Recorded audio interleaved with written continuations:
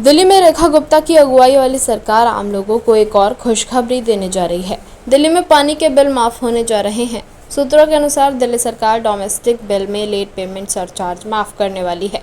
बताया जा रहा है कि लगभग 80% से 90% बिल पर छूट दी जाएगी।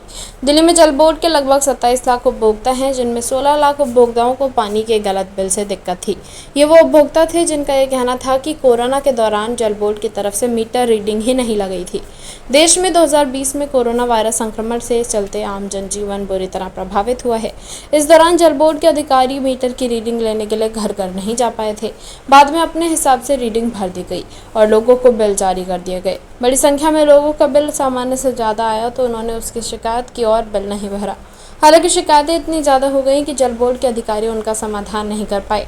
पानी का बिल नहीं भरने से पेनल्टी और ब्याज लगते गए। इस वजह से छोटे छोटे घरों में रहने वाले लोगों के पानी के बिल भी लाखों में पहुंच गए। इसके बाद दिल्ली सरकार ने पानी का बिल सेटल करने की योजना बनाई। हालांकि राज्य सरकार और गवर्नर के बीच विवाद के चलते ये योजना लागू नहीं हो पाई और पानी के बिल की समस्या बनी रही। अब राज्य सरकार बदलने के बाद बीजेपी सरकार बिल माफ करने की तैयारी में है। दिल्ली के तत्कालीन मुख्यमंत्री अरविंद केजरीवाल ने फरवरी 2024 में पानी का एक बिल फाड़कर फेंका था और लोगों से इसका समाधान करने का वादा किया था। हालांकि उनका ये वादा पूरा नहीं हुआ।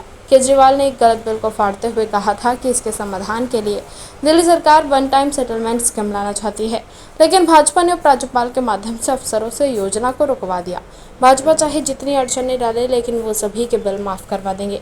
उन्होंने कहा था कि कोरोना के बाद से ज़्यादातर लोगों के पानी के बिल गलत आ रहे हैं। हमने पानी मुफ्त कर रखा है, फिर भी इतना ज़्यादा बिल आ रहा है जो गलत है। दिल्ली में 11 लाख ऐसे परिवार हैं जो गलत बिल से परेशान हैं। 50-50 गज के मकान हैं। इनमें रहने वाले लोगों के 50,000 से लेकर 1 लाख से ज़्यादा तक का बिल आया है। कोरोना की वजह से कई महीने मीटर रीडिंग नहीं हुई। उन्होंने दफ्तर में बैठकर फर्जी रीडिंग भरी। लोगों ने बिल भरे नहीं, उस पर ब्याज और एलपीसी पेनाल्टी लगती गई और बिल लाखों में पहुंच गए।